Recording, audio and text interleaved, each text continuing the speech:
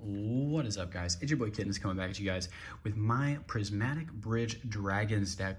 And this is one I put together to bring to my play group to make a deck that's not as powerful as the other deck. And I was very wrong. I sat down, played this deck a couple times, and turns out playing a bunch of dragons on turn 5 or so for free is actually very powerful. So I wanted to share this deck and put it out there, show you guys my build. I feel like this is, kind of one way that people are abusing the Prismatic Bridge and is really enjoying this card as a build around. Before we, get into the cards, I would like to say that this is just a super fun build around for me. It's like a 20-something ramp cards with a whole bunch of dragons, almost no interaction. And it's just an interesting linear strategy that's different than other stuff I make. So let's just get right into it. I feel like I'm talking so much. So, some interesting good dragons, Thunderbreak and Silgamore. I don't know if you guys want me to go over everything. A little bit of a lightning bolt. I should. I'm just gonna go everything really fast. So lightning bolt for any of your dragons when you're targeted. Silgamore lets you steal some stuff, gives you some death touch. Piru is an awesome one. He has a little bit of a board wipe. You have to repay the cost if you want to keep him. That kind of sucks, but that lifelink is really nice, and that 7/7 body, very nice. Amarith Illustrious lets you draw cards off the top. If you play things, you get to look, and if it's the same type, you get to draw it. I was actually really interested in playing this as an artifact commander, which I might in the future, who knows. Steel Hellkite, a nice little bit of removal board wipe in there. Ramos, the Dragon Engine, the old pilot of my dragon deck, super awesome and fun, shiny and awesome.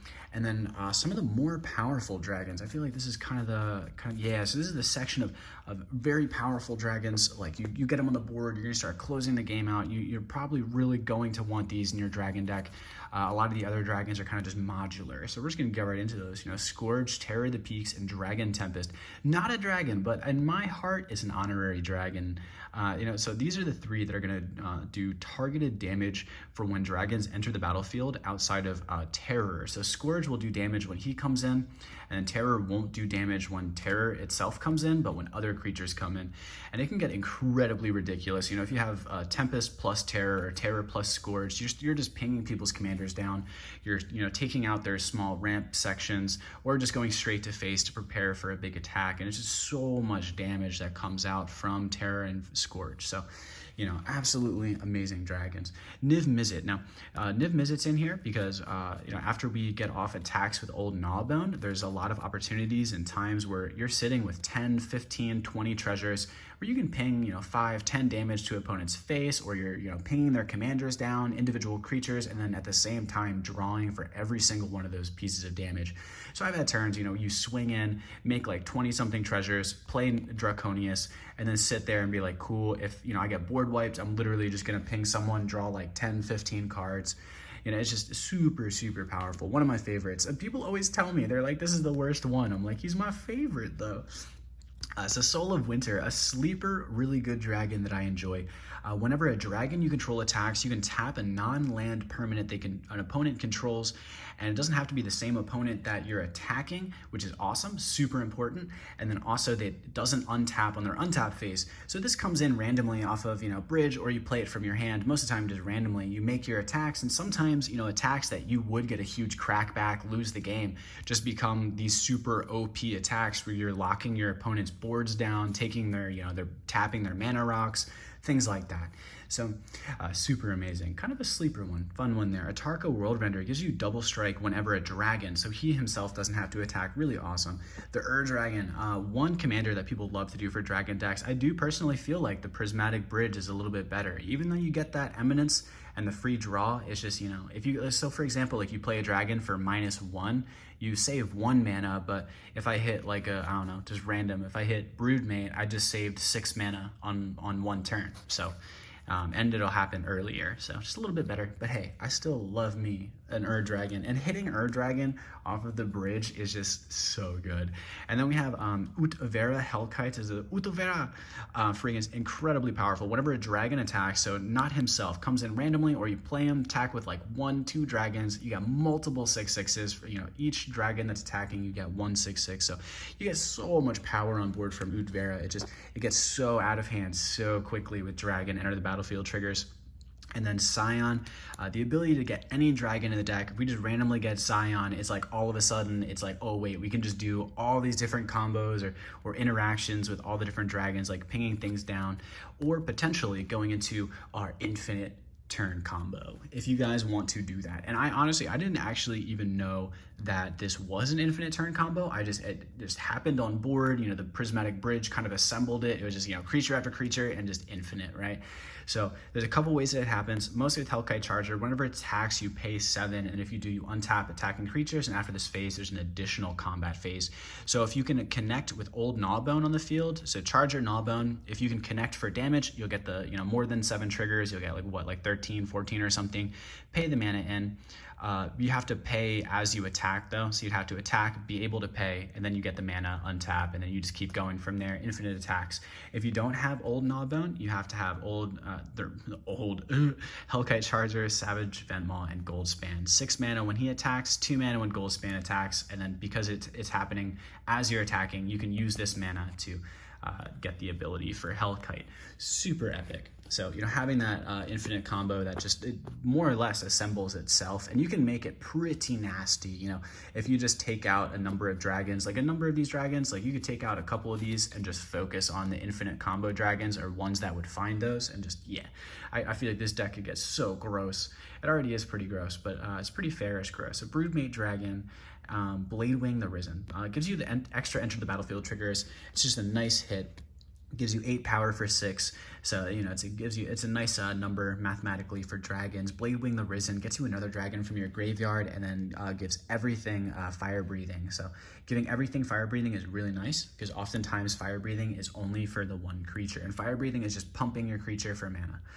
So Flying Trample, really interesting card. This is one of those ones where like sometimes I hold this card just because I know that if I play it, the person with the most artifacts is gonna look at me and be like, all right, like that has to go. Like, you know, so sometimes I wanna take this out, but I feel like, you know, the power level of this is super interesting. And I've actually never been able to full connect with someone and take all their artifacts. I guess let me know in the comments if you have, but yeah, not me. So Sunscorch Regent, I usually get targeted down. I'm like, no. So Sunscorch Regent, whenever an opponent casts a spell, you get a +1/+1 counter on Sunscorch, gain a life. Dromoka or Dragon Lord Dromoka, flying lifelink, and the opponents can't cast spells during your turn. So this can get pretty ridiculous if this comes out first, and then you can have protection from counters, especially since a lot of the times you're going to be paying upwards of 6, 7, 8 mana to get a single creature. And then we have Hellkite Igniter, flying haste, and we get another fire breathing creature, but this time is for artifacts that we control. And this can be incredibly powerful for either combining this with Gnawbone or combining this with just the amount of ramp that we have. The ramped cards we have in the deck, I think we have 17. I started actually with 23, just literally just to have 23 and all dragons. That's kind of what it was meant to be, and I've since taken some out to add some interaction. So let's get right into that. Mana Drain kind of counts as that. So a little bit of our counters. Render Silence, Swan Song. These are the best counters that I have access to for this deck. I also have Fierce Guardianship, but I'm using it in a different deck right now, so I might end up putting Fierce Guardianship in here just to really protect the commander after you play it, so you can make sure you get that first trigger. And then Sterling Grove, the other enchantments you control, we have Shroud, the same thing that I was saying, protecting your main commander. And you can also sacrifice this to add Dragon Tempest, and Dragon Tempest is the enchantment that gives our dragons haste and also does damage to creatures or player's face. So incredibly powerful to be able to search for those things with Sterling Grove in this deck.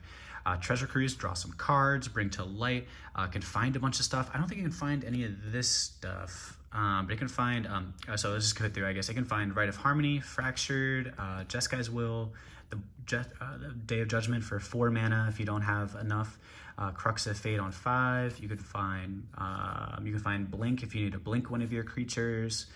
That's about it. So there's a handful of things, and some of the creatures as well, and I think ramp. But yeah, so Bring to Light, super fun, super cool. Most of the time I'm going for Fractured Identity, or I'm going for Jeskai's Will or board wipe. It's basically like spot removal, ramp, draw, or kill everything. And I feel like that's a really nice little Bring to Light pile. And then yeah, so otherwise, because we kind of went over this, Rite of Harmony, it's an interesting one that I've been enjoying. So for this deck, what you do, since it's an instant, you go upkeep, you get the trigger from Bridge, play this, And then when the creature comes into play, you get to draw a card, and then you draw another card for your normal draw phase. And then if you can play another creature inside of that turn, you then draw another card. And then can reuse it later on the next turn when you get another Prismatic Bridge trigger, just enabling you to, within 2 turns, draw like, you know, say 4 cards if you're playing a creature after getting a free creature. So it's super good. Lots of fun stuff. Fractured Identity, if you don't play Fractured Identity, I think you should, because it's just amazing being able to, you know, do these things. And Jessica's Will, great ramp card. Jade of Judgment, cheap board wipe. Crux of Fate, one-sided board wipe, because we are dragons. And Wishclaw Talisman is like this funny one that I always say when Wishclaw Talisman goes around the table. You know, the one guy that doesn't get Wishclaw, it's like what he wished for was a better deck. So it's like, you know, keep the Wishclaw away from that guy, right? So it's just such a fun card. We're able to, you know, again, dig for specific permanents. Like maybe we're going to dig for Time Stretch for, you know, the ability to get multiple creatures off the Prismatic Bridge, or we're going to go for something like Dragon Tempest or lands fixing. Moderation's an interesting one. I don't know if I like moderation, but I feel like I should. You know, not being able to cast that, you know, more than one spell is sometimes, you know, just sucks when we have so much mana, or we attack with a Gnawbone, or we just have some kind of something late game, we're trying to close it out, we can't cast more than one. Sometimes it sucks.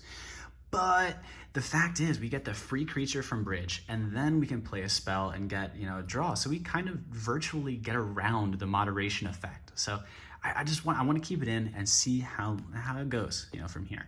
A momentary blink to get a little bit of, you know, extra blinking and everything. Enter the battlefield triggers are always great if you can get them more than once. And Time Stress, taking extra turns, very nice. And sometimes I do like targeting my opponents just for fun.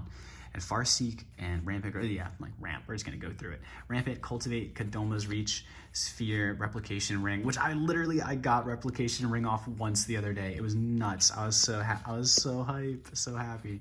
A little bit of the Diamond Cycle, each of the diamonds, Wayfarer's Bauble, and Soul Talisman and Soul Ring. Soul Talisman, you got everyone, you guys, any guys, hey you guys, anybody that's doing that should definitely, are doing this, EDH, should play Soul Talisman. It's freaking epic. A super amazing card. Suspend 3. Don't want to go through the math of it, but it's really good ramp. The only weird thing is that in a deck like this, the Soul Ring and Soul Talisman don't actually ramp you into the Prismatic Bridge because they're colorless mana. But what they do is they allow you to play the 2 mana rocks really early. You know, the whole number of the diamonds that we have. So it is kind of nice for the deck, but it's one of those decks, right? I'm just sitting here like, maybe I don't play Soul Ring and Talisman. Like, I don't know, man. Like, so it's just one of those fun things. And that's why, you know, this is one of those fun build arounds. You look at like cards that go into everything, and I just love this deck. Just such gush. All right, so Lance. Hope you guys enjoyed, you know, the bulkiness. This is going to be kind of, you know, just landy lands. These are lands that tap for anything. The first time I've been able to use Path of Ancestry in something. I use 2 of every basic. They're like hollows from a random bundle or whatever. I use all of the tri-lands, and then I use a whole number of dual lands, a handful of the Commander lands, the Commander Stadium, Undergrowth Stadium. Oh yeah, the new cycle of these, Aspire Bluff from the Kaldahesh stuff, the new cycle of dual lands from, oh geez, am I doing it? Midnight Hunt, there we go. There it is, the new cycle of these guys, and then some of the Commander cycle guys, Inspiring Vantage from Kaldahesh stuff, the Spectator Seeding, the Commander cycle stuff, and a Proxy Scalding Tarn. I had pulled one a little while ago, so I got my proxies out, and I'm like, I can finally use them. I actually like the proxy way more. If you didn't know, look on eBay and look for like 10, 15 land sets or whatever, and it'll be about $10 to $15 for a full set of these crack lands. I always call them crack lands. That's probably wrong. Pain lands. Oh God, something. My whole brain right now. But they're, you know, they're pretty cheap, pretty nice. I actually really like the arts. Training Center, Needleburge, Pathway, Darkboar, Blightstep, and Mistgate. So, you know, that's the deck. I hope you guys have enjoyed, and like, subscribe, and all that stuff. And I guess what I should do is just say some little notes. Like, there's, I guess, a lot of things that you can do with this Dragon deck to tune it, to make it much, much more competitive.